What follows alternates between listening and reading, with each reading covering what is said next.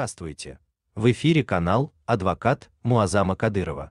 Программа «Закон и преступления». Вы можете задавать свои вопросы в прямом эфире или написать в Facebook или Telegram.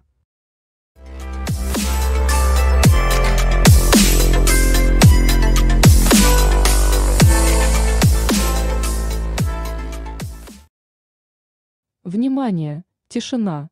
Прямой эфир. Начали.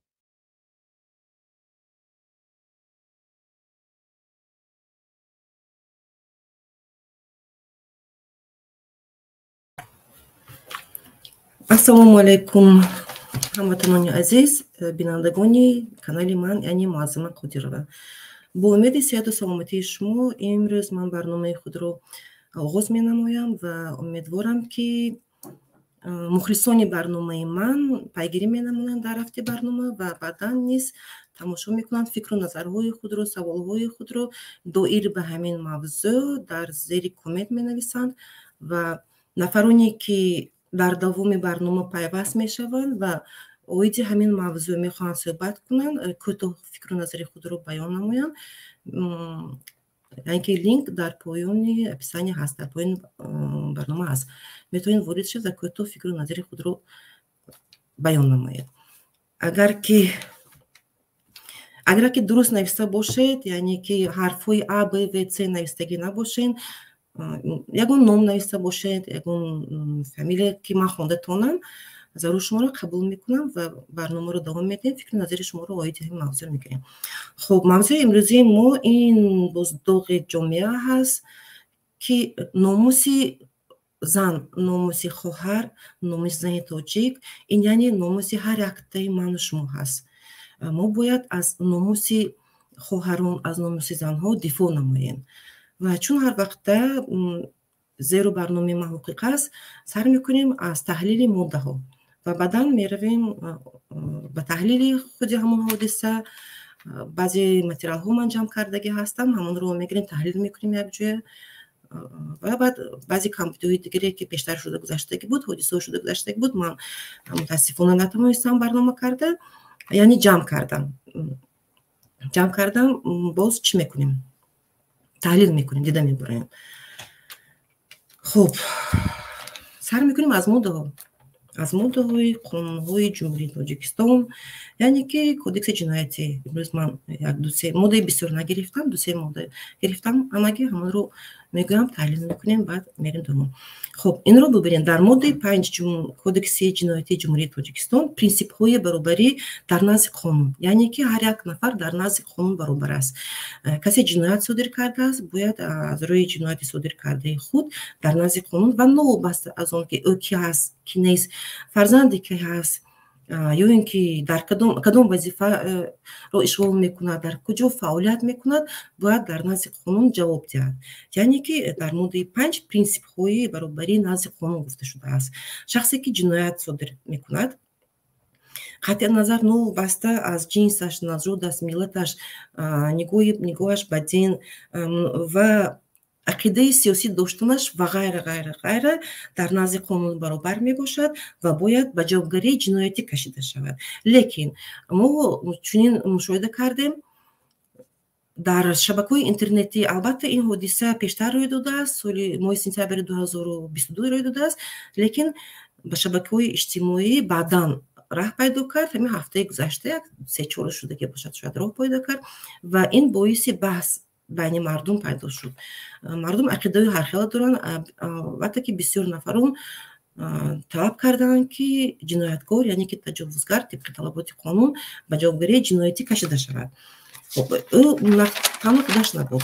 акнун ба моддаи асосӣ мегузарем. моддаи асосӣ ки аз рӯи ҳамин ҷинояти содир кардаи шахс, ҷавони 24 сола, дуруст мегирад ба моддаи 138 кодекси ҷиноятии ҷумҳурии Тоҷикистон, яъне таҷовуз ба номус. таҷовуз ба номус яъне алоқаи ҷинсӣ ба истифодаи зӯроварӣ ё таҳдиди истифодаи он нисбати зан ё нисбати дигар шахсоне ки ба ӯ наздик, ё ин ки бо истифода аз вазъи оҷизи зан истифода бурдааст, ва маҳрум сохтан аз озодӣ аз 3 то 7 сол пешбинӣ карда шудааст ҳамин модда. дар ин рафтору кирдори ин шахс дида мешавад дар қисми 2 моддаи д банди д дида мешавад, яъне ки таҷовуз нисбати ба духтари баръалу нобулиғ. мутаассифона гуфтанд ки яъне ки духтар 16 сола шудааст, барои ҳамин нисбаташ парванда оғоз кардагӣ набуданд. Лекин дар ин модда пешбинӣ карда шудааст ҳамин банд, яъне ки дуруст мегирад ба банди д духтари нобулиғ таҷовуз карда шудааст. боз якте моддаи дигарро мегирам, баъд мегузарем ба таҳлил. моддаи дигаре ки дахолат дорад ба ҳамин ҳодиса, ба ҳамин воқеа. аз рӯи гуфти духтар, волидайни духтар, дар он ҷо вай ҷавон як нафар набуд, яъне ба ӯ ёрдам мекунад, кӯмак мекунад барои ба мошин савор кардани ин духтара бо рӯи зӯроварӣ. 2 нафари дигар инҷо буд. Нисбати он 2 нафари дигаре ки тамоман умуман дар ҳамин модда хом мондааст, прокуратура рад мекунад барои дида баромадани ин модда. ба ин 2 нафаре ки он ҷо буд маълум нест, ҳоло шояд дар оянда агар ки умедворам ки парванда оғоз карда мешавад ва дида баромада мешавад тибқи талаботи қонун. моддаи 36 кодекси ҷинояти ҷумҳурии Тоҷикистон дуруст мегирад, яъне ки шарикони ҷиноят. он 2 нафаре ки он ҷо буданд, яъне кӯмак кардан, ёрдам кардан, бевосита онҳо огоҳ буданд оиди таҷовуз шудани духтар ё ин ки огоҳ набуданд, инро дар рафти тафтишот бояд санҷида бароянд ташкил кунанд, яъне ки шарикии ҷиноят буд. роли нақши он 2 нафаре ки дар он ҷо ҳозир ман мегӯям ташкилкунандаи дар ҳамин модда, яъне ки ташкилкунанда мешавад, таҳриркунанда мешавад ва ёрдамчӣ. дар баробари иҷрокунандаи шарикии ҷиноят эътироф мешаванд. яъне нақши ин 2 нафаре ки кӯмак карданд барои духтарро ба мошинбор кардан, савор кардан бо роҳи маҷбурӣ, ин ёрдамчӣ буд. ёрдамчии шахс эътироф мешаванд ин нафарон. Нисбати инҳо ҳам бояд парванда оғоз карда мешуд. Лекин мутаассифона мо инро ҳам мушоҳида накардем. инро бубинед. ҳозир ин кӯтоҳ буд оиди моддаҳое ки дахолат дорад ба ҳамин ҳодисаи рӯй дода. мегузарем ба таҳлил.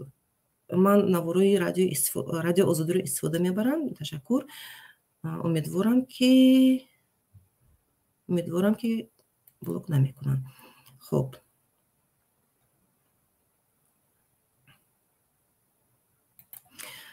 дар радиои Озодӣ бо хоҳиши худ ё зери латукӯб баҳси таҷовуз ба номузи як духтари нобулиғ, яъне чунин нашр карда буданд, паҳн шудагӣ буд.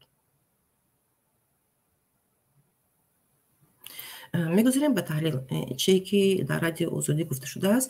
Аъзои як оила дар ноҳияи Ҷалолиддини Балхӣ, яъне пештара буд Калхозобод. Ба ҳамагон маълум аст ки дар Калхозобод бисёр нафароне ҳастанд, истиқомат доранд ки саховатманд ҳастанд, саховатманд бахш хато кардам, сарватманд ҳастанд, бонуфуз ҳастанд, яъне ки нафароне ки ба президент наздик аст.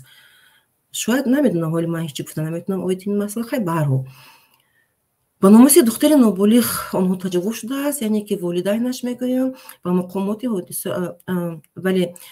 ҳодисаро одилона тафтиш намекунад.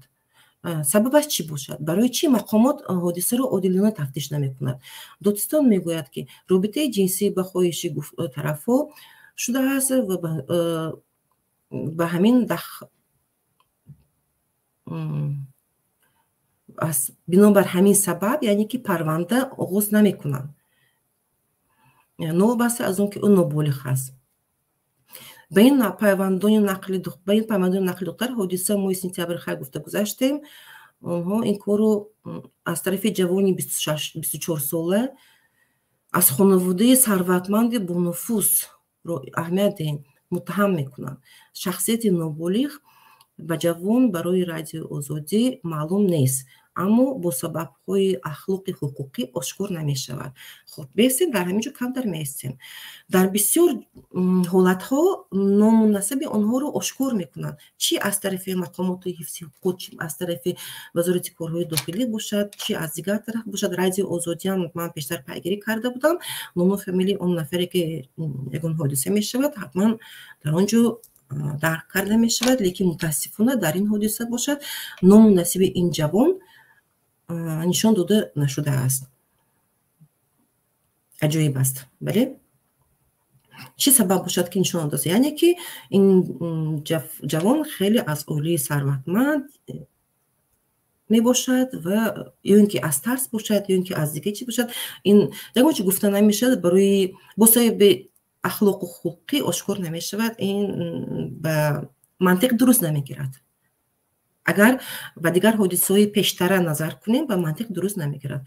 خب بعدا اونها میروند و به خلاصه سنجش به اکسپرتیزه میشه. این حادثه روز 9 سپتامبر میشود و اینجا گفته شده است که با یاری دو رفیقش مجبورن به ماشین سوار کرده به منزل برده و دست روزی نموده است، گفت یک نمایندهش. بعدا به میروند مراجعت میکنن، به شهر دوشنبه میروند، خلاصه تشخیص اکسپرتیزی رو میگیرن. سنه 19 اینجا گفته شده است که سال 2022 دختر برای سنجش به دوشنبه آوردن. مرکز جمهوری تشخیص دادگاهی در خلاصه خود توضیح دامش میگوییم شهر میدهد. اینجا آمده که است دامشم. خب این نسخه تشخیص می باشد. در نسخه تشخیص البته خیلی حرفش بیزیپش خوندنش مشکل تر است برای شما. من میگویم ممکن اکثریت خبردار هستین اویتی این حادثه. در اینجا گفته شده است که واقعا هم پرده باقرگی دختر ویران شده است و به مهلت یک هفته باشد. دختر میگوید که از ترس خانواده، یعنی که دختر میترسد. البته فهمیدن ممکن است دختر جوان است، 16 ساله نابالغ است، میترسد. حتی اگر ما کلان هستیم، بزرگ هستیم، بعضی کودرها ترس میکند، پنهان میکند، نمیگوید. بعداً که خبردار میشوند خویشاوندانش نقل میکند که بعداً میبرند به تشخیص. یک جای عجیبش است. بیبی دختر میگوید که مادر جوان که همدیه هست، یعنی که آنها در یک دیه استقامت میکردن، مسئله بین خود حل کنند. مادرش گفت که گیره نکن، غم نخور، یعنی که میبریم میدوزیم. مادامی که اون نفر گفته شد میبریم، یعنی که این یکم حادثه نیست، یعنی که پیشتر شدگی است که میبریم هیچ کنید. برای اینو یگون شان و شرف یگون چی نیست. برای برد دختن هم جنایت صادر میکنن و میخوان پیش جنایت رو گیرن، میخوان با همین تسلط کنن، آرام کنن، یعنی که بیبی دختر رو، والدین دختر رو. یعنی اگر چنین در حقیقت چنین میبود، در اینجا گفته شده است که یگون کس در نزد دوربین نمیآید، از خویشاوندان بچه نمیخوان یگون چی گوین، یگون تحلیل کنن عموما درباره همین حادثه فکر و نظر خود رو، یعنی که میترسن یا اینکه نمیخوان بیان کنن. از این هم منطقاً اگر فکر کنیم چنین نمیشد. اونها میگفتن، استوارانه میگفتن که یعنی که ما دست نداریم، اینها بین خود عاشق هستند و بخواهش دو طرف شده هست. این هم اکنون جواب دادستان مناسبتی عاشقانه داشتن، یعنی میگن که اونها مناسبتی عاشقانه، مادامی که مناسبتی عاشقانه داشتن این نفرون، پس چطور میتونه دختر، والدین دختر مراجعت میکند؟ همه ما میدونیم از روی منتالیتی در تاجیکستان خیلی چنین حادثه شاید بسیار باشد، لیکن خیلی کم نفران به یگون جا مراجعت میکنن. اوجی دیده برآمدن از این برمیآید بین آنها یگان مناسبتی عاشقانه نبود که این دخترک نو بس از همه چیز مراجعت میکند و دادستان که نسبتی اون بچه پرونده آغاز کنند و یعنی که جزا دیدن. همه حالت ها رو گفتم، لیکن در اینجا باشد دادستان رد میکند. من اینجا اومدگی هست رد کردنی دادستان دیدن خیلی پس. دادستان باشد بختیار رجبزاده بهرالدین بود است، یک مسئول دادستان جلال‌الدین بلخی. دختر نابالغ همراه جوان از قبل مناسبت عاشقانه داشتن. همین رو سبب میکنه پرونده از آغاز کردن پرونده خودداری می نمایند. در این حالت انا این رد کردگی است. نسخه رد از پرکاتور از 19 رفته استوده است، خطا نکنم، ولی рад мекунанд, парванда оғоз намекунанд. Як чи дигар ҳаст инҷо. Инро бибинед. Парванда оғоз мекунанд, додситонои мо умуман мақомотои ҳифзи ҳуқуқи мо аз рӯи нишондодҳои ғоибона, яъне ки косвени показания мегиранд, палпеч мекунанд, парвандаҳо оғоз мекунанд. паси панҷара равон мекунанд бисёр нафаронро. ина дур намерем. дар масъалаи ки Абдуқаҳҳор ҷавоне ки дар клуб кушта шуд аз тарафи курмандони милиса, ҳамон ҷавонро агар дуруст бошад, аз рӯи нишондоди ғоибона, косвени показания бурдан куштанд. дар ин ҳолат онҳо оперативно кор карданд, моҳирона кор карданд, лекин бурда куштанд. дар ин ҳолат тавонистанд. яъне қонунро баъдан гуфтанд ки тибқи талаботи қонун мо аз рӯи қонун чӣ кардем, яъне куштан ҳам мешудаст як аста дар қонун. мо бисёр чора дида биромадем дар ин охири солҳо. мисоли дигар агар Заид Саидро мегирем. Нисбати Заид Саид ҳам таҷовуз кардан ба номоси як духтар чанд сол пеш буд. яъне ҳамонро тӯҳмат кардан ва парвандаро пушти дарҳои баҳсия дида биромадан, ҷазо додан. чунин ман худ дар таҷрибаи худ парвандаҳо доштам, масъалаи бо таҷовуз моддаи 138. бовар кунед чунин ҳолатҳо шуда буд ки дар ҳақиқат он нафар як парвандаро ҳоли дар хотирам ҳаст, даст надошт, экспертизаам хато дода буд, ташхис ҳам хато дода буд, лекин гирифтан ҳукми хеле зиёд доданд, ҳукми сангин дода буданд. ин ҳеҷ аз хотири ман рафта наметавонанд. хуб, агар дар ин ҷо савол пайдо мешавад, агар ки хоҳанд, агар ки он нафар яъне камбағал бошад, аз оилаи сарватманд набошад, ҳамаи ҷиноятҳои чӣ ҷинояте ки содир мекунад барои орво аст, яъне аз қонун, аз ҷазо мегурезад. ва ба ин мутаассифона кӯмак мекунанд худи кормандони ҳифзи ҳуқуқ, ҳифзи додситон мегӯем, милиса мегӯем бо забони оддӣ, ё амният бошад, ё дигар дастгирӣ мекунанд. хуб, ин ҷо ҳозир мерем ба ин давомашро аз ман бинам. барномаи мо дуи дароз намешавад, кӯтоҳтар мешавад. фақат мехостам инро бибинед. пас аз рад кардани парвандаи оғоз кардани аз парвандаи ҷиноятӣ рад мекунад додситон, волидайни духтар ва худи духтар муроҷиат мекунанд ба Рустами Имомалӣ, раиси шаҳрдор ва раиси Маҷлиси миллӣ ва президенти ҷумҳурияи Тоҷикистон. онҳо маҷбур мешаванд муроҷиат кунанд. барои чӣ онҳо муроҷиат мекунанд? маҳз ба ин якум дафъа нест, ин бори чандум ҳаст ки чунин ҳолатҳо шудааст, мардум муроҷиат мекунанд ба ин нафарон. аз ин бармеояд ки додситон вазифаи худро, ё ин ки милисия вазифаи худро иҷро карда натавониста истодааст ва онҳо маҷбур мешаванд муроҷиат кунанд.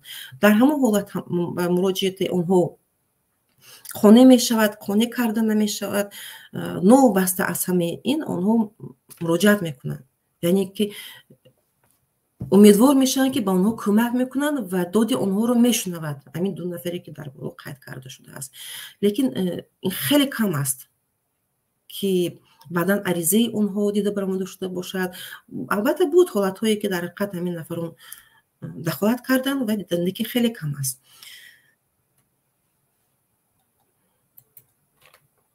инҷо аризаашро пурра хонда наметавонем, лекин дар бай ҳаст. хуб, ҳамин буд. муроҷиат мекунанд ба Рустами Имомалӣ ва президент.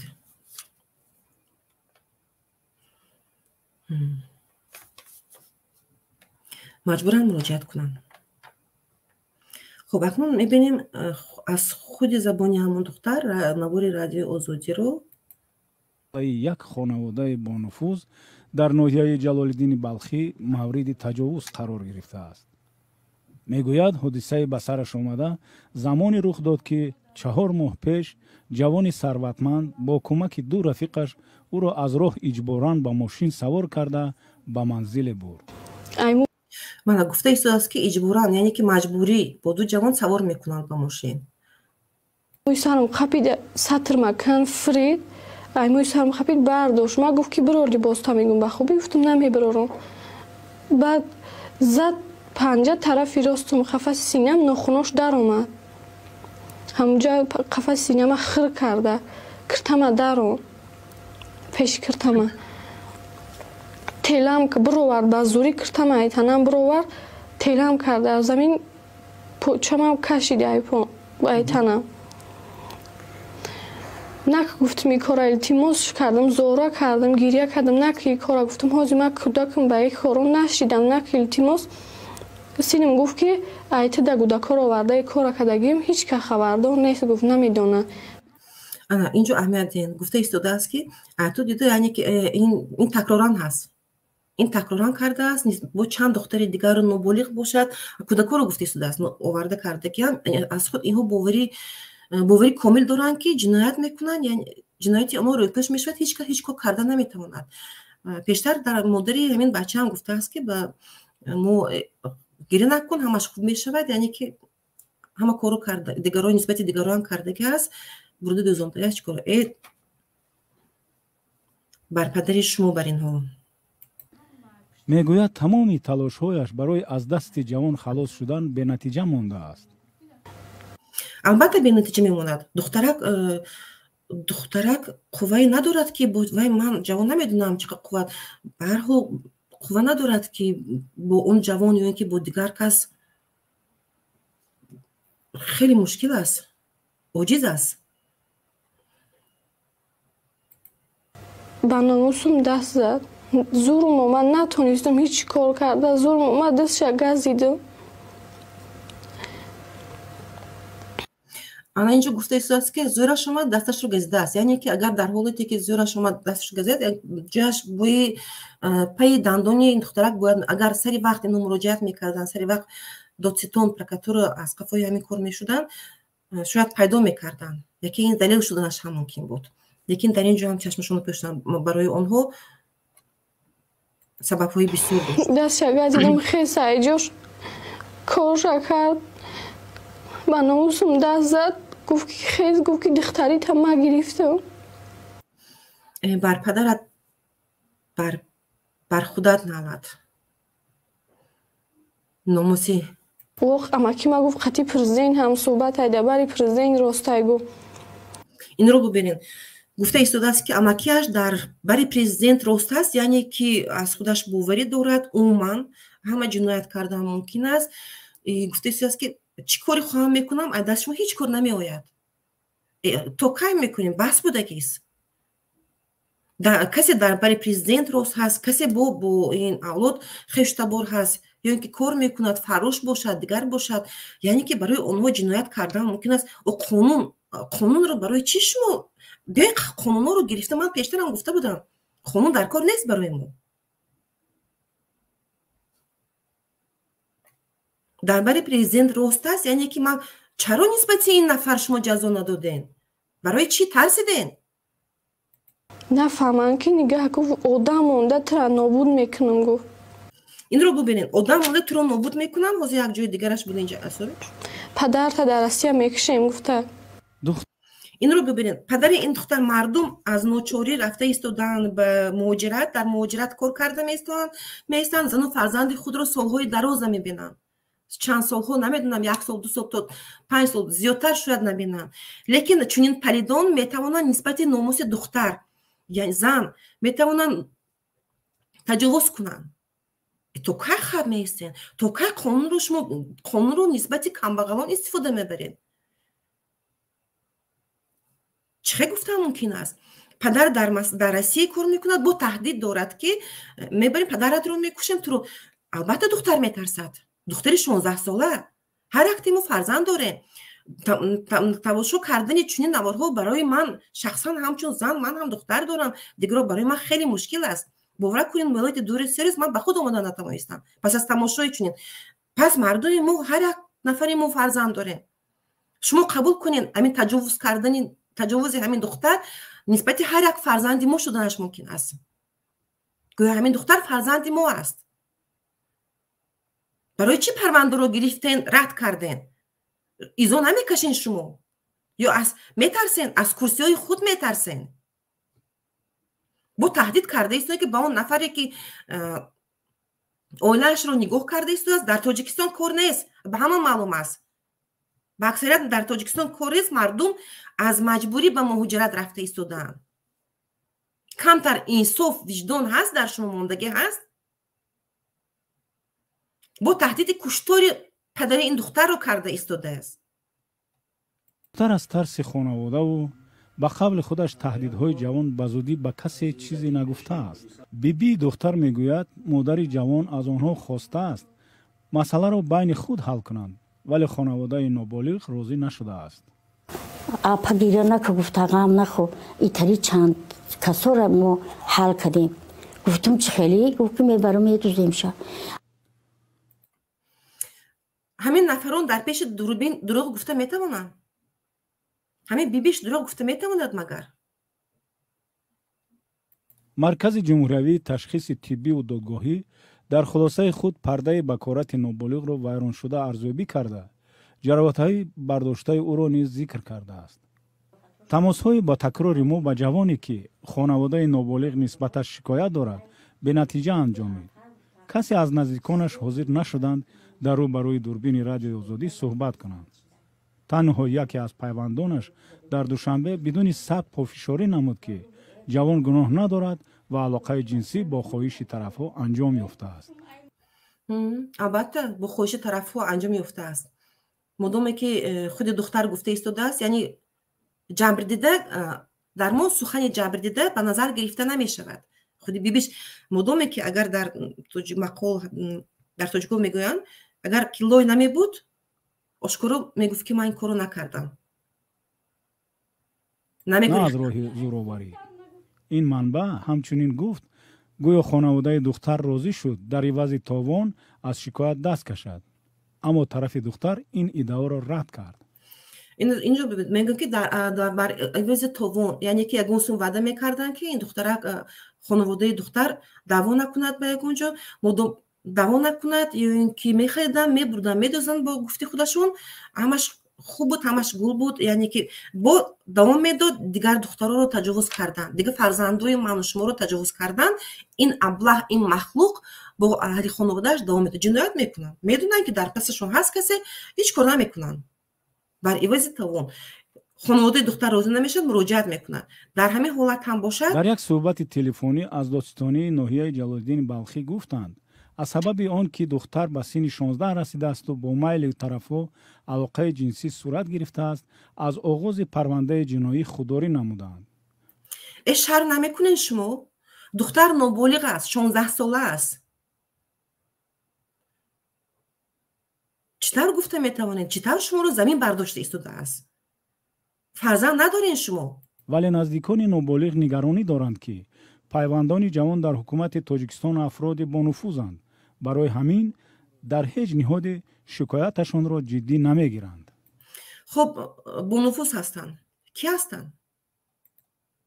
برای چه گفته نمیشود که خانواده جوان شخص پیوندانی با نفوذ هستند؟ حتی اهمیت دهین در همون عریضه هاش نامشون نیست، نامشون در اونجا درج کرده، نه نام بچه گفته ایستادن، نه خانواده‌شو گفته ایستادن، یگون کس نامشون نگرفته ایستاده است. از ترس از این برمیاد در حقیقت با نفوذ هستن و میترسن که گویا دادستان حتی پرونده آغاز کردن و این شرمندگی است. این شرمندگی هست.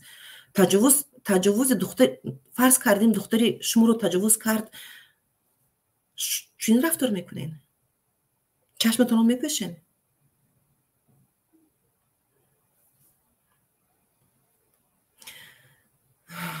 خیلی مشکل است خودداری کردن. خودداری کرده ایستادم که از یگون سخن قبیح نگویم، دشنام نکنم، لیکن خیلی مشکل است. در این حالت ها واقعا هم به فکر آدم، به دهان آدم هر خیلی سخن ها می آید. خود استغفرالله. خب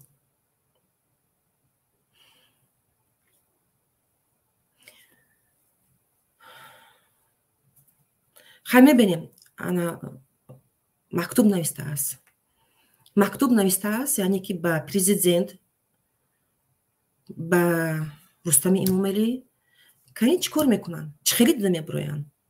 اگر که با نفوذ نباشند، با اونها دخالت نداشته باشد، یعنی دیده میبرند پرونده رو. اگر در حقیقتا دخالت داشته باشد، باز همین که مثل بعضی دیگه پرونده ها محکم میکنن میرن. من حیرانم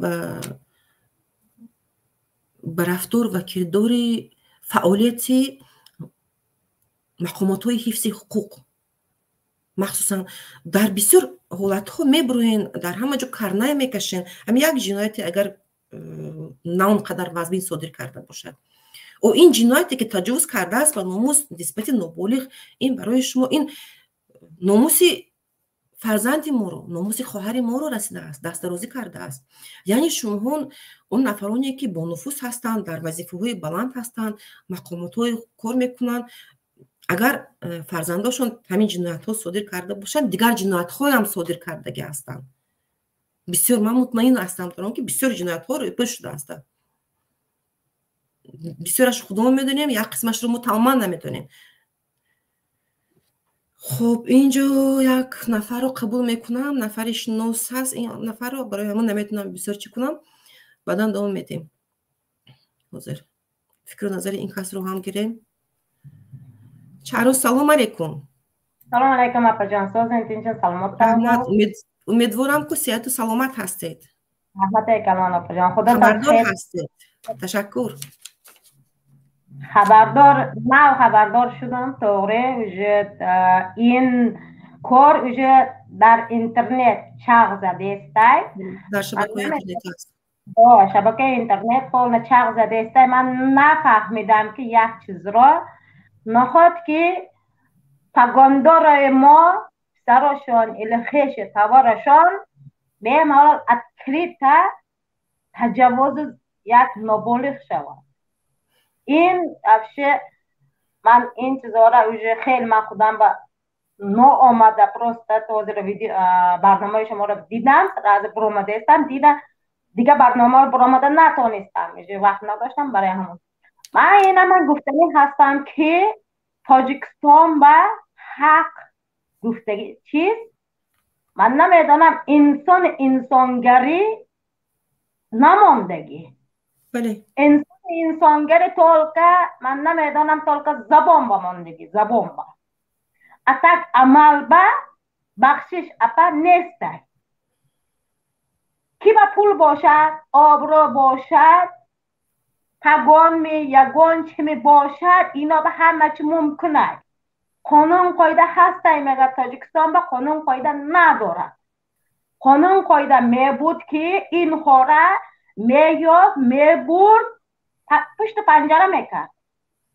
طور قانون قاعده حکومت تاجیکستان مخاجرا با مخالفا به میرسد، خلق کمبغل به میرسد. طور که اینا به دخل دارد، پگانا به نه، سومدارا را نه، میلیاردرها به نه، طور که عادی کمبغل به چیزی که خواهد همین کار میکنه، چیزی دلش میکشد پگاندارا همین کار میکند. این غلامیزم است اپا. این غلامیزم گفته میفهمیم ما. غلامیزم این غلامیزم نبود، این کار ناممکن بود. میقپید میبرد، این کار میکرد. حاضر بلاگرها را من حاضر مراجعت من این ماندگی پگانداری کراچی وزیر منوین گنرالا به گفتنی هستند که این کار برآمده روین. برای چی که امروز این دختر بر رسیدگی نابالغ به پگه دختر شما به میرسد. بله.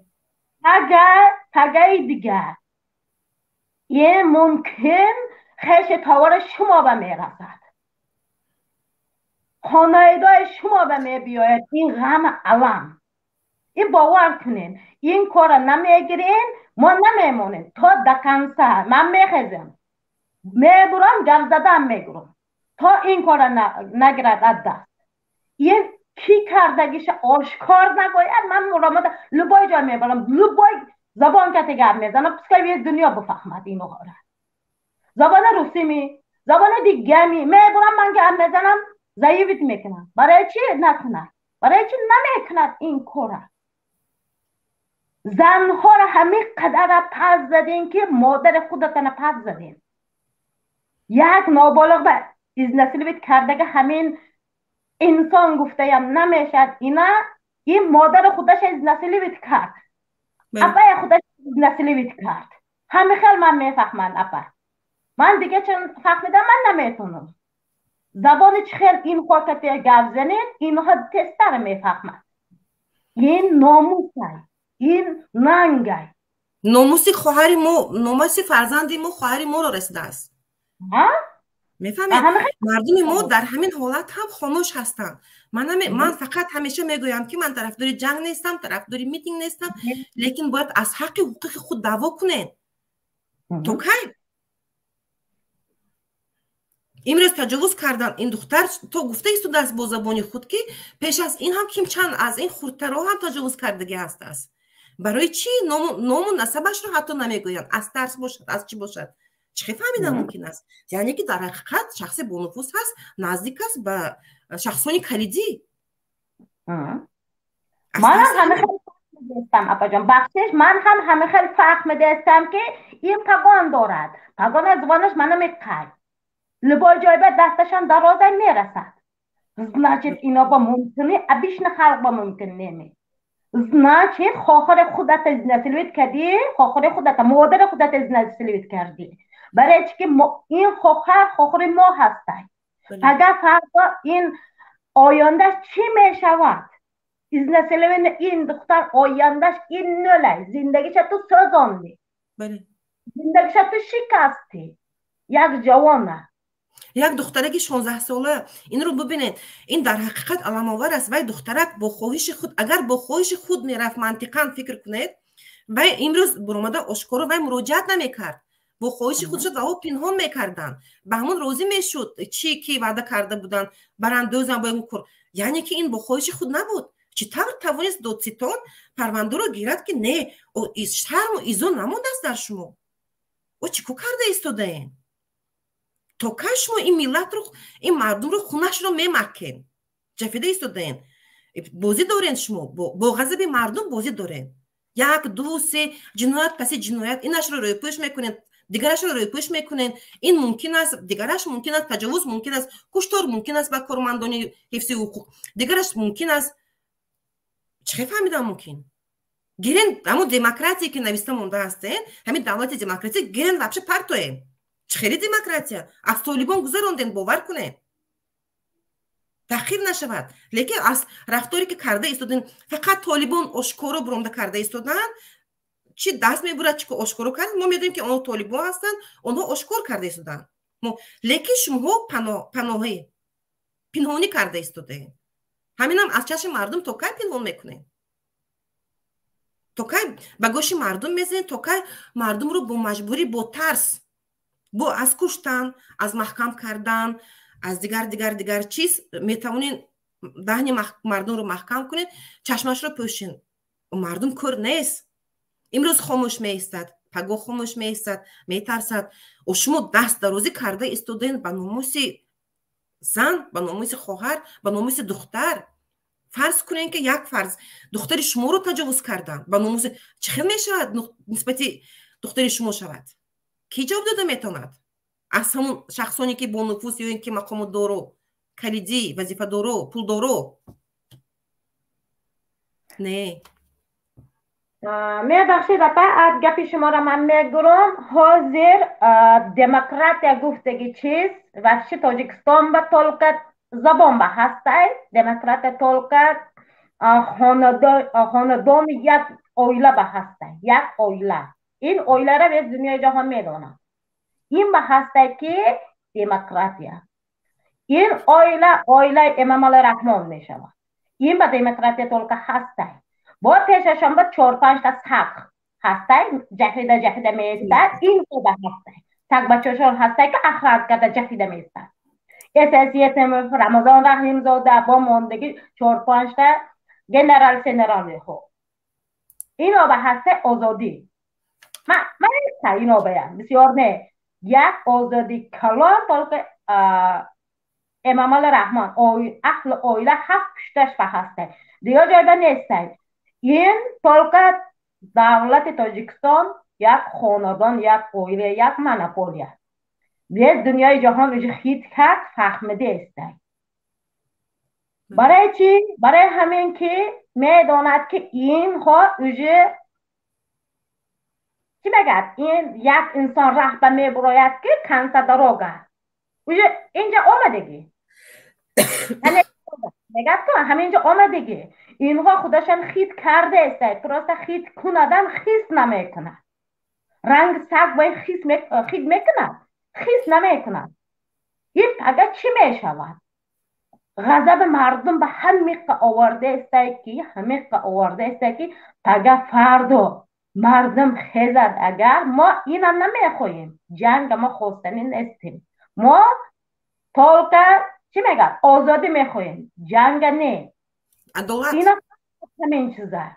عدالت پگه مردم خیزد طالبان خون میشود، خواهد نخواهد همین نکند، با مردم نخیزاند، غضبشان نبیارد، خونشان رنگ زلی که باید زلی که من سیاه هسته که میمکد خونشان رنگ همه خلای که رنگ کنه باید مکده است خون مردم تا که من نمیفهمم. بس آخی بس اوجه زنها در غضب کرده آمده است که ننگ ناموس زن چخل میشود. مسکوا بعد نمیدانم یک زنی مهاجر سیاره نمیدانم فامیلیشان فراموش کردم. این زن برای ناموسشان یک آشپز 3 کار زده کشت. من این زن به من قایل شدم. من رحمت نگم پدر مادرش کرد. برای که این ننگ ناموس خودشان های که حمایه کرد. خون کتی باشده. حمایه کرده توانست. حمایه کرده توانست. و این حمایه کرد از کشتار هم دست نکرد و در همون حالت حتی کشتار جنایت صادر کرد لیکن حمایه کرد از جنایت خود برای ناموس خودش، ناموس ملت تاجیک حمایه کرده توانست. دقت کرد که همه خیل شود گفته. برای چه من نمیدانم این بس نمی چقدر مردم زن ای که چقدر با دقت کند. من نمیدانم. در بیرون این رو ببینید بخشش در بیرون کشور زنها رو تجاوز میکنن هر خیلی ملت که ما کمترش دونیم بسیارش نمیدونیم. در داخل کشور دخترمون تجاوز کنن، زنها رو تجاوز کنن، از جزا گریزن، جزا ندین، گیرن با همون با کدام وجدان گیرن پرونده رو رد کنن. اون در حالتی که آخه من و شما میدونیم همون نفری میگه که فلانچه جنایت صادر کرده و میرون پرونده رو میسازن، کیم چند استاتیا میزنن و برای یک تا لایک موندن اینا دور نمیریم. لایک موندن کامنتاری کردن مردم رو گرفته پس پنجره 5 سال و 10 سال روان کرده استودن با تهمت، با جرمای تهمت. و برای چی در پیشتون این جنایت صادر شدگی هست، تجاوز کردگی هست، دختری نابالغ رو و برای چی گرفته این رو محکم نمیکنین؟ چرا رای پوشی میکنین در اینجا؟ کدام قانون چشمای شما پشتگی هست؟ فکر میکنین که همین شما یک عمر دیگر همین خیلی مردم همه کور هست به همه جنایت کرد؟ خود شما جنایت کرده ایستادین. روی پشت کردن جنایت این خود جنایت است. درست؟ این خود جنایت هست. من بلاگر توجیکه اپا من بخشش از زبان شما گپت نگرفتم. بلاگرای توجیکه من گفتنی هستم که این کار نمیگرد با فکرم اوجه چقدر گذشت میانه به نمیدانم 1 هفته گذشت این چیزها. بلاگرای توجیک عموما گپ نزنید. وای بلاگری توجیکی ما وای بلاگرا میبرن کنکورس میکنن با یگانچه اعلام میکنن اینو در فیبریک در فلانجا کار در معنی آنها فقط روی پول کار کردن هست. پول کار کردن من دیدم برای برنامه کردن پرتافتن کرواتکی برای من گفته است که 50,000 بده. یک داشت گفت در کار باشه بیدهش میپرد 50,000 روسی در ویدیو تا بیاید. برای چی 50,000 بده گفته است کرات که ویدیو میکنن در اینترنت میپرتن گفته است. طرف که ویدیو کرده یک اینترنت برتافته کانال خودش به باور نکنید. اویدی چه خیلی مسئله که خیلی طلب دارن. این مسئله گفته است که یک بچه گفته است که مرا یک تاش کدت کرد 250,000 گفته است همینه یک ویدیو کرده بپرسین التماس یاردم کند یک دستگیری کنیتان گفته است همین پول خودمه گرفته بیتیتان همین انسان مردم بشناسد که دیگه این کدن لبه نباید گفت پراست التماس کرد یک کالیت اگل برو آمد و گفت که حج برفته آمده که یاق پدر باور میکنه حج برفته آمده که من قدری شماندگی که گفت است که 50,000 بته و کرات که 5-10 منوت ویدیو میکنم و میپرتم ای بر پدرت نالت گوید هوای حج رفته آمدگیش چی؟ ولی هر یک نمود گم میزند از آیت قرآن گم میزنند از دین گم میزنند که این کار ممکن است اینش ممکن نیست تو بسیار وقت من برنامه میکنم میگه تو باید صدر کنی تو باید همین موضوع اومدی گپ شد بر خاطر اومد تو باید من نباید یگان چی کنم من نباید با خواست دینی شما زندگی کنم گفتگیش هم هسته این هم همه خیلی هر دوش من خیلی کرد چی میکرد همراه هست او برو این دفاع کنین امروز این از ناموس دختر شماندگی آید زنها گرد میزند آید بیمارها میبراید کرده خودشان مانده پول کار کرده است باور میکنه پول مسجد کار کرده یک مسجد گفتن نمیدن میلیارد های تو جنبه خودشان زدن همش دکازت کرده براورده است یک ویدیو کرده بچه دیدین اینا در کجا آمد این بلاگر ها من نمیدونم نه گب میزند میبراید یک کارها را میکند من نمیدانم برای نفس خودشان یک زن میبیارد و نکاح گرفته یک 3-4 ماه زندگی میکند برادرش گفته پیش میکند با دیگرشان میبیاد همین کارا میکند این گناه نمی این تحقیر زن نمی ناموس ندارن ناموس نیست نمود است اینها گفته است که ورمنه این نکاح ورمنه گفته است ممکن بود است اینها با حج برفته آمدگی کم چیزا ها کردگی های که اینها با ممکن بوده در رن بوده است اینها در گجا ناموس های ای مردم تاجیکستانی ریش من نمیقمانده های که در آیت قرآن های که گرد زدن های که در ننگ ناموس زن رسیدن های که ایشون تکره بشینید خیلی خوبتر میشود تکره بشینید خودتا نمانید کن ایشی بحث دیگه کنسک رای اومد در آقا ایشی اومدی کن ایشی بس های اخلی مردم زنها ما زنده هستیم با میخزیم چیزی که باشد نباشد هر یک کانال میبرم های تو من همشه گب میزنم یک تا رسیدن نروان این بلاگر وجود چقدر شد گذارانده است این بلاگر مردم با یاردم میکنند نه یکان چه میکنند من نمیدونم برای رکلام برای یک گونچی من نمیدونم کین چیزها را گرد میزنم بهشنه یک دیگرشنه لقده همین قد اینترنت میدارایتان یک تاش میگد که یک موجی یک تاش میگد که یک کیم چیزی یک تاش میگد که من نمیدونم چی رکلام خودت حج برفته آمدی ای مرد شوی مرد باشی مرد شوی همون آدم کی کدام بلو گفته میتونید اینها همش من 2 تا وجود کسات کرده براوردم بابا جان 88 گفتگیش هسته تنالش هسته با ریش منو میخوامونده حج بر کلی تجیگ میگد اینا منو میخوامونده حج برفتگیشان 2 ویدیو کرده که پرتفته که تاجیک پول اینترنت پوره انا همین نفره اشکور گپ زنین که فلانچی امکه طلب کرد تو مردم دونن فهمن با اهمیت بینندگوی همه مردم ما نمیدونم من هیچ نمیخوام بگم چه گپی سخت‌تر گپ زنم مردم ما میدارن با همه تماشا میکنن دست طرفداری میکنن دستگیریشون من نمیگم با کانال من مجبور نمیکنم وارد شوید اگر دوخ داشته باشید یعنی یورک غیرت داشته باشید خواهید که از حقوق خود کمتر خبردار بسیار نه کمتر خبردار باشید مرحمت اگر نه میتونید به دیگه جا روید با یک تا بلاگر هسته با لنگری میگد کانالش هسته نویسته موندگی موبایل انگیره گفته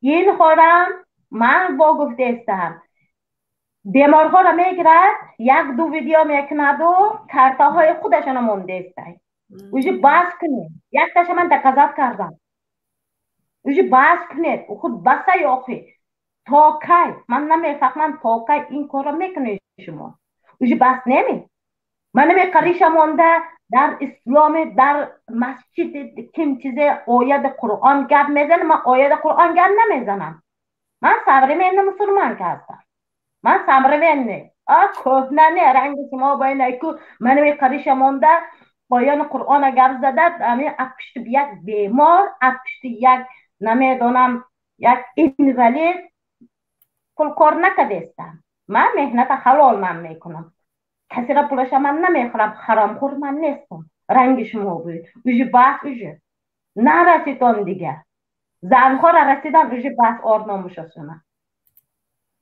کم چکل گرد میزند با بله چیکار کنیم یک نوار دیگر پیشتر برآمدگی بود خیلی آیدی بلاگی رو خداوند الهی توفیقشان تیاد لیکن خیلی مشکل است اونها عادت کردگی هستن من راستی گپ تماشا نمیکنم بسیاری اکثریت اونها عصبی من نمیبردارد طاقت کرده نمیتونم چه خیلی و میبرن بلوگ میکنن مردم فریب من نمیبینم و لیکن یک همین مسئله که چی گفته میتونه چیکار کردن ممکنه چه کنیم که ما مردم ما کمتر وجدانش بیدار شود ملت ما کمتر گوش کنید کار همشان تا حاضر بچه ها کار کده است کی بوده که من نمیگم در کار نیسته من اینها اوجه روزشان اپا من همه گفتم میتونم روزشان نزدیک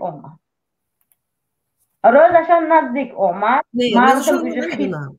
همه مسئله که چی کار کنیم همه مسئله که با مردم چی گفته میتونید مسئله تجاوز همین دختره ما یگان کار نمیکنن کار میکده راستی خودشان میکند کنسا دراغ اوجه رسیده آمده که این خوبه کنسا دراغه من همه قچه من گفته میتونم که اوجه من این کس را آمدگی این بلوگ رو با حاضر اینا زاره کده که پول کار کرده کم ترک زندگی خودشانه پول کتی چی میگه بخرد این کار نمیگذارد اوجه بس مردم فهمید خلق فهمید همه فهمید این ها من نمی رستم امابالی با کار میکند بعد امین آزاده رحمان با کار کده است با ماندگی شو با کار کده است ولی این ها کتی من اینجا به حیث مردم فریب داده اینو با پول روی کده است باید موضوع بمیگردیم این موضوع دیگر است باید موضوع بمیگردیم این بلاگر همین را به خدمت میکند دوله اینو ها داده است نلوک بسته نلوک کدام نلوک اپا؟ من نفهمیدم کدام با بلوگرایی که در تاجیکستان هستن نلوک چی کردگی هستن که از رویش میدم اینش من نفهمیدم یک تاش گفت در خاطرم از رسید طوری این نلوک دیگه اپا نلوک دیگه نلوک میسپری طوری نلوک دیگه خیلی بسته گردن دولت با میسپرد این دیگه نلوک آزر من شما با میگم که من اوین یک کار مرا بود کرده بدیه گفته یک کسایی که دوله میتید که این دوله است اینا دوله میتید خیلی دوله در تاجیکستان به فکرم که خیلی شد هست برای همه کار دوله میسپرن برای همون اینا به حیث حاضر دوله شنه بسیار اپشته وارق با جنگ بود که یادتم باشد این بیان من اوین کل تاجیک کارتش را موند دیگه بلاگر موند که کارت را یک کارت این کارت حاضر ما نو سراچی بچه ها کسی کار کردن و سنوسین کردیم برآمده اوجه فهمیدیم که کل تاجیک کارت خودش را موندگی بده مردم ایتو پول جمع کرد پول پرداخت خیلی باشد اویدی من بلاگر رو یک برنامه دیگه الویده میکنیم نصیب باشد این کارتا این کنورت کتی این مرده های منوین چی میگم حاضر من شما میگم که شهید خواه آیلا شما کمتر های که کنورت داد یک تا کنورت درونه کنورت با چند پول هسته چند پول نیسته یکان کس نمیداند این کله تجیک میداند حتی میلیارد پول فرامادگی بود. برای همون یه بحث کند که خیلی خوبتر میشه. این دوسته که من رفتم، این رفتگی من همین سمالیات که رفتم همین قد از خود کردم، برای همون بود من دول خودم گرفتم. گفت خیل یک شهید، یک تن چند شهید بود، پشت همین شهید خود پول بخورد. من همین چیزا نفهمیدم. پشت شهید مسئله بلوگیرو اگر گیردگه خیلی چی گپ بسیار درباره و حوزه تیم ما بلوگیرو نه، حوزه تیم ما موضوع ما خیلی ما حوزه دور رفتیم، وقت ما اینقدر بسیار نه، امکانیتی بسیار نداره. اویدی همین مسئله تجاوز کرده این دخترک شما چی پیشنهاد میکنید، چی گفته میتونید؟ بعد همین که شما که خرمازه یک دیگر قبول میکنم بعدا تمام. مردم من داروم گفتم، ناموز داروم گفته داد میکردگی مردم به گفتنی هستم که مردها به مرد باشین. من همینا به گفتنی هستم که بخیزین، این زن حمایت کنین، این دختر حمایت کنین، این خانواده‌شان حمایت کنین، پگه فردا آیله خودشان میبیاید، خاندان شما میبیاید. این سرشویه. من گفتم میتونم این سرشوی این دختر حاضر حمایت نکند، نخیزد مردم، من نمیدونم که دلگه نمیرود این چیز. میدونین چی پیشنهاد میکردم ممکن است؟ بسیار نه، همین مردمی که انصاف دارد کوتاه 2 دقیقه 2 دقیقه هم 10 ثانیه 1 دقیقه میتوند همین کوتاه چی کند، نبود کند، همین جزا داده شود. تجاوزگر همین که جنایت شده جزا داده شود. تمام پروتست ایفسو بسیار چی دکور نه، میتینگ بسیار کردن دکور نه در اینجا. میتینگ یک میتینگ آنلاین کنیم خیلی خوبتر می شود. یک همین زن حق حقوق همین زن حق حقوق سر ما همین مسئله که تو فلش مود همین زن ها چی میگه؟ همین دخترم امروز زن شد، تجاوز شد، امروز این زن شد، خودش نفهمیده. همین بله همین دختره همین نابالغه ما حاضر حمایت نکنیم. یک میتینگ کردن، میتینگ آنلاین نکنیم، مردم من نمیدونم امام الله رحمان نشنود، این کار دکن سپا میرود، هیچ نمیشد. و تا یک کسی دیگه میشود. امروز یک کس شود که 2 کس شود، بسیار شود، فرق ندارد.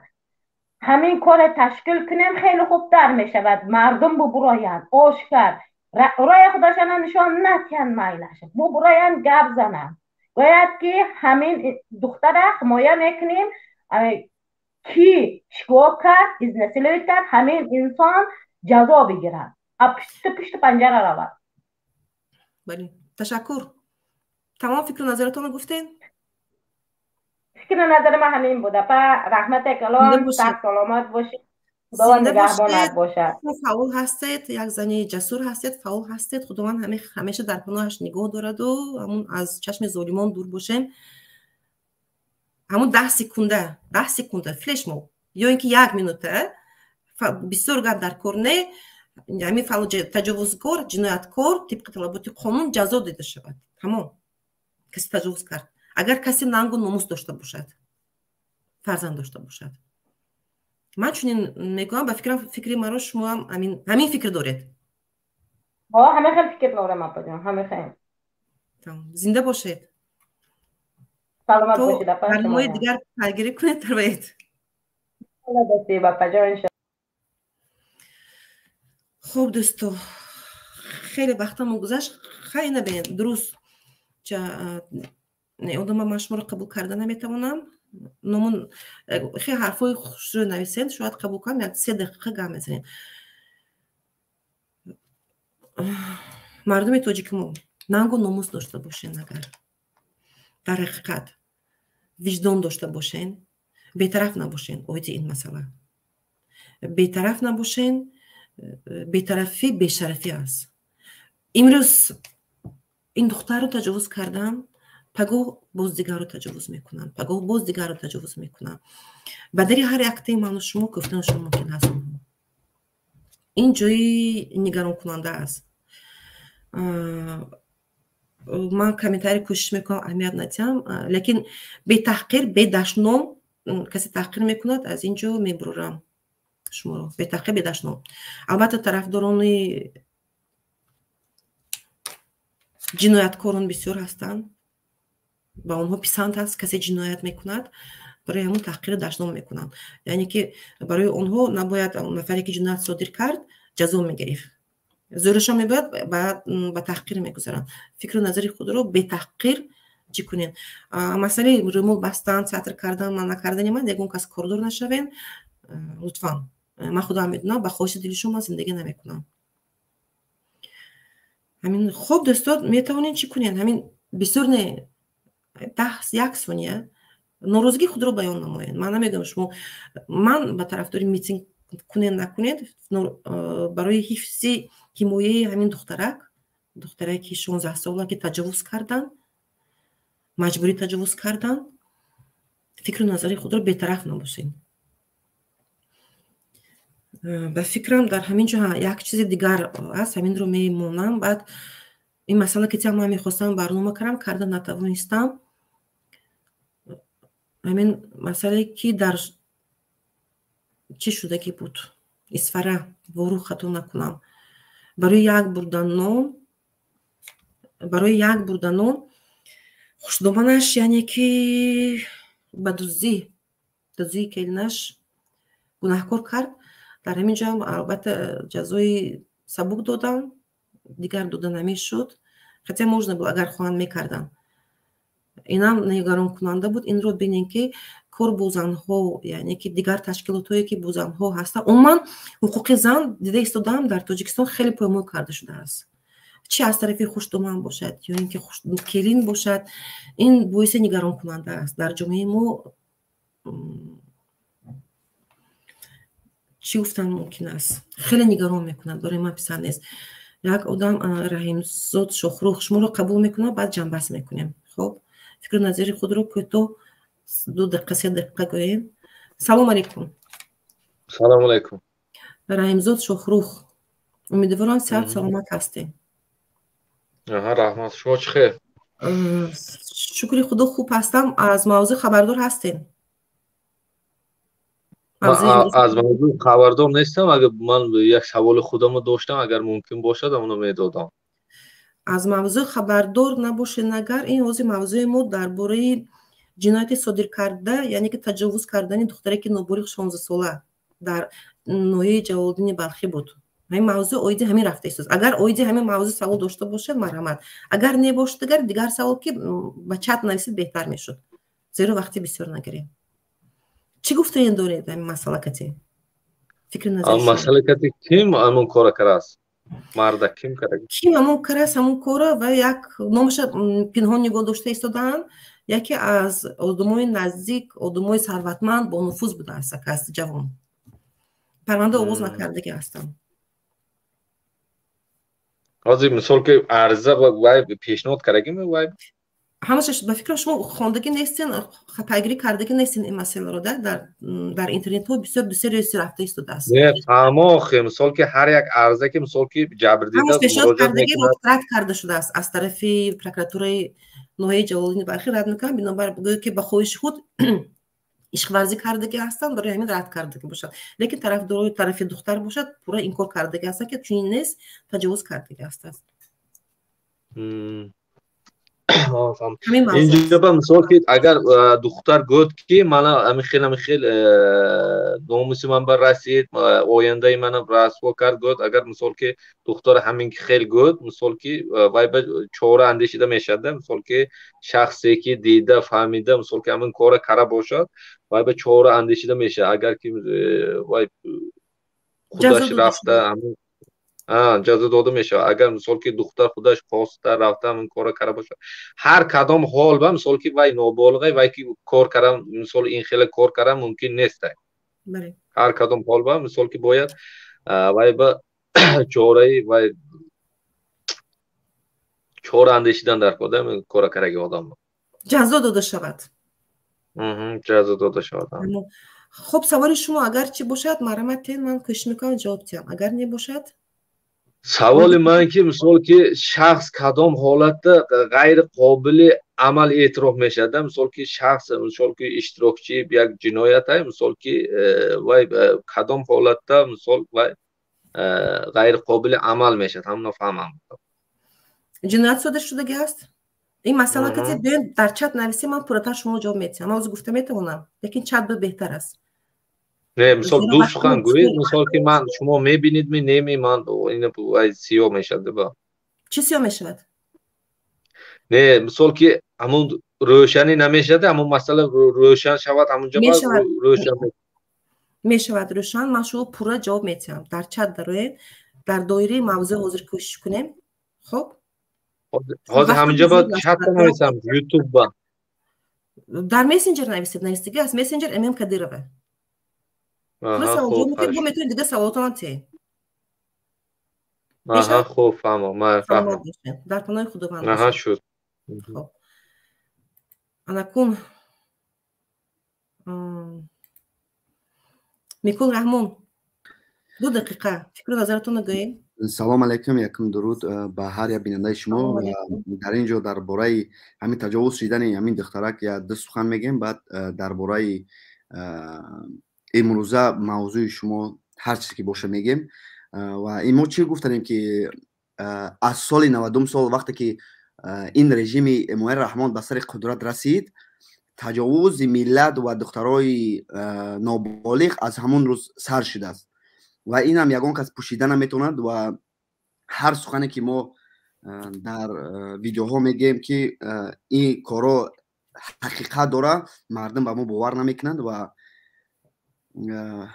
وای بر حال این ملتی که ملت یگان درد خودشد نمیتوند. و اپای معظمه یک سوال به خودتون شخصی داشتم که شما همچون یک ادوکات از طرف مخالفت، درست؟ من ادوکاتی طرف مخالفت نه، ادوکات هستم. من ادوکات هستم طرف حقیقت، عدالت، حقیقت. درست؟ حقیقت، عدالت. من سوالی داشتم که یک آزادانده هستم، میکل رحمان هستم خودم و ببینین که چند روز پیش یکی از پسر مخالفین نهضت حزب نهضت اسلامی رو استرداد کردن و از ما چند ادوکات و چند حقوق شناسان هستند که برای چی شما کار کردن نمیتونید با همین پیش راهی همین نگیرین. برای که ما وقتی که سخن از تاجیکستان میزنیم، وقتی در طیفو که ما میگیرن میبرند جوانای امروزه را عذاب میتن و میکشن و هر کاری فورا میکنن و ما از تاجیکستان گپ زنیم. ما باید از خودمون سر کنیم که وقتی که جوانای ما میبرن از اینجا از حکومت تاجیکستان هر کاری میکنه که امروز فردا هر یک مخالف و هر یک جوانی که راضی نیست برای این رژیم امروزه رحمانوف، دیکتاتوری رحمانوف، همه اینها را برده پشت زندانی میکنه. برای چی شما برای همین کارو کار نمیکنین؟ سوال من چقدر توانستم من کار کردم. من نمیخوام آشکارا اینجا گویم. البته اون چیزی که از دست اومد به این مسئله که من بی‌طرف نبودم، گرچند که برنامه کردگی نباشم بی‌طرف نبودم و من کمک خود رو رسوندم. اپای معظمه یک سوال دارم. اون چیزی که کمک میکنم آشکارا بسیار من آشکارا نمیگم برامدا یا اینکه اعلام نمیکنم من فلان کار کردم فلان چیز دستگیری کردم، من میکنم تمام وظیفه اجرا میکنم. اگر ما یک آزاداندهش هستم که باید ما نه طرف حکومت باشیم نه طرف مخالفین، باید حقیقت گپ زنیم، درست؟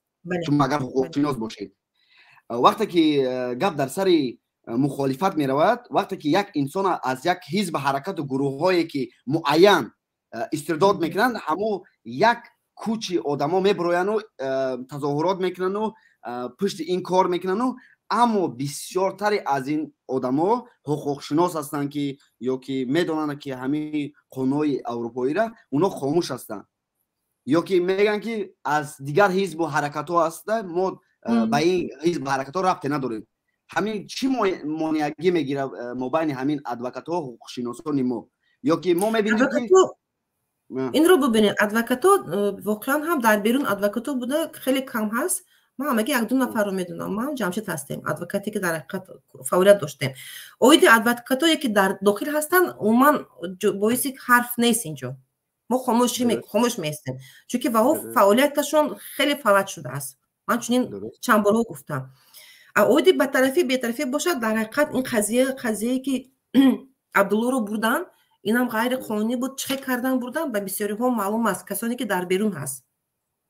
لیکن جایی بود باشه عبدالله انا 10 روز شد به فکرم، خطا نکنم 10 روز شده، 10 روز شد. حالا معلوم است این علاقه ویرون کردن قانون است. اینجا اوجه ویرون کرده که قانون هستن. عریضه پیشنهاد کردن، من خودم کمک کردم، عریضه پیشنهاد کردن به بعضی مقامات ها اوید پیدا کردن جایی است و ها باید در مورد 10 روز جواب گردونن. ما یگان کمک از یگان کسی نداریم. وقتی که حکومت دیکتاتوری امامه رحمان وقتی تهمت به مخالفین به برادرانی که آزاداندهش هستن تهمت میزنن که اونا گرانت هایی میگیرن، اونا از دیگر کشورها کمک میگیرن. و برای چی امروزه مخالفت در سطح پس کار میکنه که وقتی که همه جوانا را از بین ما میبرن ما یگان کار کردن نمیتونیم. و این یک جای علامت‌آور است که وقتی که از این سو میبینی مخالفت روز تا روز لاغر میشود، از دیگر سو میبینی که حکومت امام علی رحمان از سیاست روسی خود به سیاست غربی میگذرد. تا چنده که امام علی رحمان سالهای پیش غرب طعنه میکرد و در ویدیوهای همین حکومتی ها بود که گویا ما از غرب پول میگیریم، ما از غرب این کارا را میکنیم. در اصل خودی امام علی رحمان خودش حکومتش پول میگیرد و ما یک کاری کردن نمیتونیم. سلامت باشین اپای معظم. من وقت شما را بسیار نمیگیرم. هر سوالی داشتم من در شما گفتم برای که این یک جای علامت‌آور است، برای که من از یک آزاداندهش هستم. هرچند که من چهره خودم آشکار کردن نمیتونم برای که جام نامناسب است و اما هر سخنی که بود حقیقت بود. اپا یگان خفگی نکنین و ما باید باشیم، ما حقیقت گو جای خفگی نیست اینجا.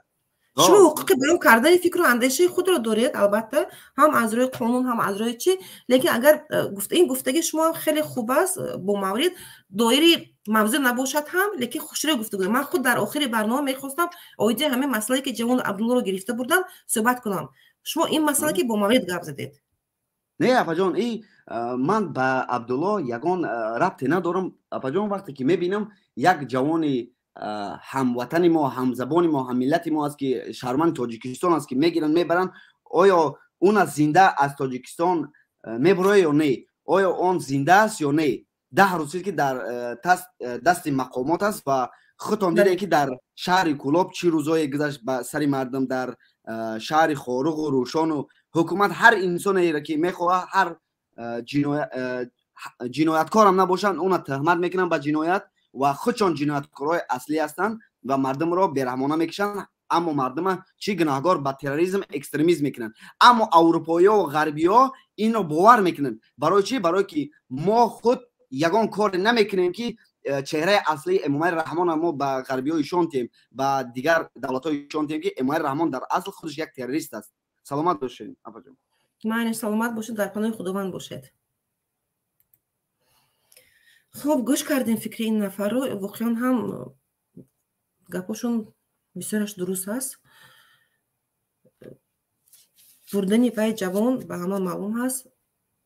این نفر من چونی فهمیدم که برای چی مخالفین دستگیری نمیکنن، همه به هر طرف میکشن. این مسئله من چی گفتن نمیتونم، زیرا من نه اعضای یگان گروه هستم نه اعضای چی. من میبرم برنامه خود رو، مبارزه خود رو با طبق طلبات قانون دوام میدم. در حقیقت مسئله بردن عبدالله اینجا نگران کننده است. جایی بوده باشش معلوم نیست تا حالا، لیکن معلوم مردم میدونن که سمالیوت به فرودگاه رفته رسیده است. انتظار میشوند یگان کس از داخل سمالیوت فرودگاه هواپیما نمیفراید نمیبینه، یعنی که از دیگه طرف میبرن. لیکن جای نگران کننده در این است که شاید شکنجه شده ایستاده است. من گفتم میتونم ممکن 100% زیرو در اونجا بسیار نفران رفتن شکنجه کرده بودم و تو کف شده است. عجیبش در این است که ягон паймон намедиҳанд ки ҳо дар ҳақиқат омад ҳамин бача дар фалон ҷо дар фалон мақомот ҳаст дар фалон ҷо аст. ин уже вайрон кардани қонун аст. мардуми мо ҳам бисёр бетарафӣ гирифтаган дар ин масъала ҳам бетараф ҳастанд аксарият. ба ҳар як инсофи ҳар як кас ба виҷдони ҳар як кас инро месупорем. Ман наметавонам аз номи як кас биромда гӯям ё ки фалон чи маҷбур кунам ки ту бояд ҳарф занӣ, ту бояд гап занӣ. Воқеан ҳам ҳар як инсон худаш бояд ин масъаларо ҳал кунад, худаш дида бирояд. гуфтани ман фақат мегӯям ки дастгирӣ кунед, аз ҳуқуқи худ талаб кунед. намонед ки як нафари дигарро ҳуқуқаш поймол шавад ва мо аз дигар тараф тамошобин бошем. тамошобин набошем. тамошобин шудан ин худаш кори бетарафӣ аст. хуб, тамошобино дар ҳамин ҷо барномаро ҷамъбаст мекунам. хеле тӯлонӣ шуд. рости ман боварӣ надоштам. як ду нафар омада рафтанд. нафароне ки дар камин мерисем маро қабул кунед. шумо фурсат доштем ки медаромадем ба студия, ман силкаша монда будам. метавонистед фикри худро гӯед. дар ин ҷо ман гуфтам ки чӣ кунем. оиди ҳамин мавзӯъ аз мавзӯъ берун ҳам биромадан. майлаш ба ҳар ҳол. хуб, дар паноҳи худованд бошен, бетараф набошен. агар ман чунин пешниҳод дорам ба мардум масъалаи духтаре ки 16 солаги таҷовуз кардагӣ ҳастанд, бисёр не кӯтоҳ навор кунем, гӯем ки ман аз 10 секунд мумкин бошад, 1 минут бошад, ман розӣ нестам, таҷовузгар, ҷинояткор бояд дар доираи қонун ҷавоб диҳад. тамом. анамиқа ин аллакай тарафдор, яъне бепарво будани шуморо нишон намедиҳад. яъне ки шумо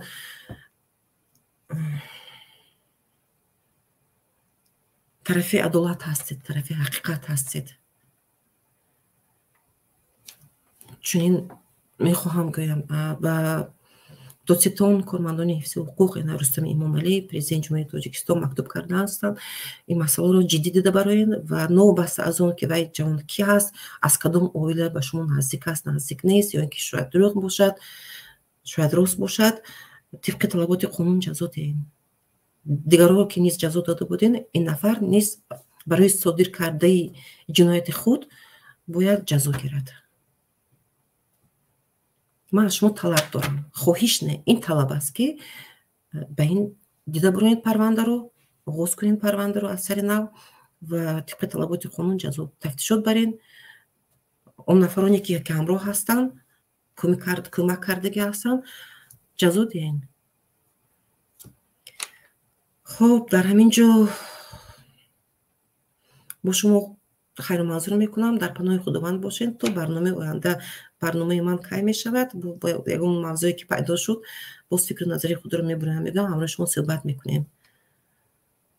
ҳар ҳафта барнома намекунам. то барномаи оянда зиндаву сиҳат саломат, хонаобод бошед дӯстон.